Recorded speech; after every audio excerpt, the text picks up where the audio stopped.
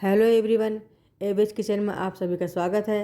आज हम बनाएंगे जन्माष्टमी स्पेशल पंचमेवा के लड्डू। कृष्ण जन्माष्टमी में पंचमेवा के लड्डू या फिर पंचमेवा कतरी ज़रूर बनानी चाहिए, क्योंकि इसका इस त्यौहार में विशेष महत्व है। पंचमेवा तो वैसे भी कृष्ण भगवान को बहुत ज़्यादा पसंद है। जैसे भोग में माखन मिश्री का विशेष महत्व है, इसी तरह कृष्ण जन्माष्टमी में पंचमेवा की कतरी या फिर लड्डू का विशेष महत्व है। ये लड्डू हम फास्टिंग में भी यूज़ कर सकते हैं, या फिर हमारे यहाँ कोई गेस्ट आ जाए तो उसे भी खिला सकते हैं, क्योंकि खाने में बहुत ज़्यादा टेस्टी होते हैं। और चूँकि मेवा के हैं तो इसलिए हेल्दी तो हैं ही ये लड्डू। पंचमेवा के लड्डू बनाने के लिए मैंने काजू, बादाम, किशमिश, मखाने और गरी का गोला लिया है। देखिए यहाँ पर मैंने एक कढ़ाई ली है, उसमें 1 चम्मच घी ऐड किया है। घी मेल्ट होने के बाद 1 कप बादाम इसे फ्राई करेंगे। ये हमें मीडियम फ्लो में ही फ्राई करना है, नहीं तो बादाम काले पड़ जाएंगे। देखिए बादाम हमारे अच्छे से फ्राई हो चुके हैं। मैंने बादाम को एक प्लेट में निकाल लिया है। अब मैंने इसमें 1 कप काजू ऐड किया है। काजू को भी अच्छे से गोल्डन ब्राउन कर लेंगे। ये काजू भी हमारे अच्छे से फ्राई हो चुके हैं, इसे भी मैंने सेम प्लेट में निकाल लिया है। इसी तरह की और भी वीडियोस मैंने डिस्क्रिप्शन बॉक्स में दे रखे हैं, आप चाहे तो उन्हें भी देख सकते हैं। उनमें मैंने बहुत अच्छी अच्छी रेसिपी बताई है। अब यहाँ पर मैंने 1 कप किशमिश ऐड की है, इसे भी अच्छे से फ्राई करेंगे। देखिए किशमिश हमारी फूल चुकी है, इसे भी हम सेम प्लेट में निकाल लेंगे। देखिए किशमिश भी मैंने निकाल ली है। अब इसी कढ़ाई में मैंने जो घी बचा है उसमें मखाने ऐड कर दिए।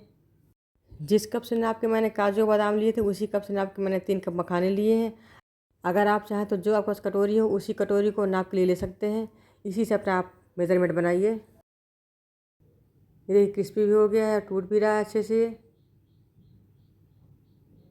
ये देखिए कितना अच्छा मखाना भुन चुका है, इसे भी हम निकाल लेंगे। मैंने पहले ही सूखा गरी गोला एक कद्दूकस करके रखा हुआ था, इसे भी हम मीडियम फ्लेम में भून लेंगे। गरी को हमें बहुत ही ज़्यादा धीमी आंच में भूनना, नहीं तो तेज़ आंच में तुरंत जल जाती है।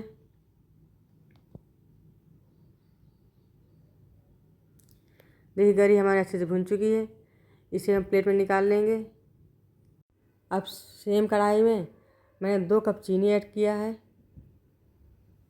अब 2 कप चीनी के नाप के हिसाब से 1 कप पानी ऐड करूँगी। ये कप बादाम और काजू वाले कप से बड़ा है, जिससे मैंने चीनी को नापा है।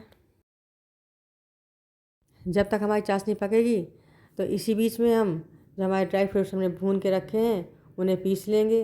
उन्हें हमें दरदरा ही पीसना है, ज़्यादा महीन नहीं करना है। देखिए काजू और बादाम मैंने मिक्सी के जार में डाल लिए हैं, इन्हें हम दरदरा पीस लेंगे। अब इधर देखिए हमारी चाशनी भी बनकर तैयार हो गई है।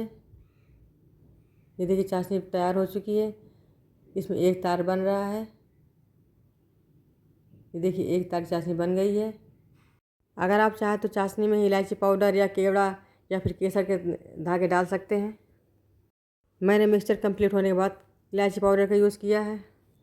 देखिए चाशनी हमारी बनकर तैयार हो चुकी है। हमने गैस का फ्लेम ऑफ कर दिया है।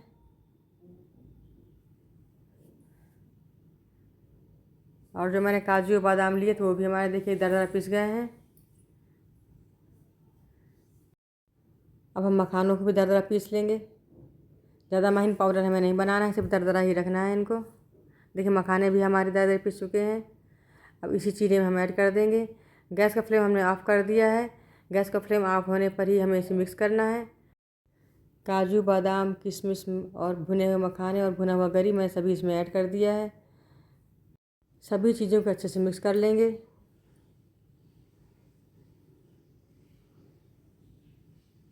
देखिए सभी चीज़ें हमारी अच्छे से मिक्स हो चुकी हैं। अब हमने इसमें 1 चम्मच बराबर घी ऐड किया है। घी ऐड करने से फ्लेवर बहुत अच्छा आता है। और आधी चम्मच के बराबर इलायची पाउडर ऐड किया है। ये 4 इलायची का पाउडर है। सभी को अच्छे से मिक्स करेंगे। देखिए सभी चीज़ें अच्छे से मिक्स हो चुकी हैं। अब इसे हम कुछ देर के लिए ठंडा होने के लिए छोड़ देंगे। जन्माष्टमी में मेवा के लड्डू का भोग तो स्पेशल होता है। अगर आपको लड्डू बनाने का रेशियो बिल्कुल सही पता होगा तो आपके लड्डू बिल्कुल परफेक्ट बनेंगे। चाहे आप पाक बनाएं या फिर लड्डू बनाएं, रेशियो बिल्कुल सही होना चाहिए। अगर आप चाहें तो लड्डू में गोंद का भी इस्तेमाल कर सकते हैं, लेकिन गोंद मैंने इसलिए इस्तेमाल नहीं की क्योंकि पूजा में गोंद का इस्तेमाल नहीं होता है। देखिए मिक्सचर हमारा ठंडा हो चुका है। इसके मैंने लड्डू बनाने भी स्टार्ट कर दिया और एक लड्डू बन भी गया है। लड्डू बहुत अच्छे से बन रहे हैं और ये ज़्यादा गर्म नहीं है और बिल्कुल से ठंडा भी नहीं किया। जैसे गुनगुना होता है ना, उसी तरीके से है ये, इसीलिए हमारे लड्डू अच्छे से बन रहे हैं। पूरी तरीके से ठंडा होने पर लड्डू नहीं बन पाते। देखिए यहाँ पर मैंने 4 लड्डू बना लिए हैं। इसी तरीके से जो बाकी के मिक्सचर बचा है उसके सारे लड्डू बना लेंगे। देखिए लड्डू हमारे सब बन के तैयार हो चुके हैं। ये देखिए लड्डू कितने अच्छे गोल गोल बने हैं। लड्डू हमारे कम्प्लीटली परफेक्ट बन चुके हैं। अगर आपको मेरी रेसिपी पसंद आई हो तो प्लीज़ आप इसको लाइक सब्सक्राइब करिएगा और बेल आइकन को भी प्रेस करिएगा। अब हम आप सभी से नए वीडियो में नई रेसिपी के साथ मिलेंगे।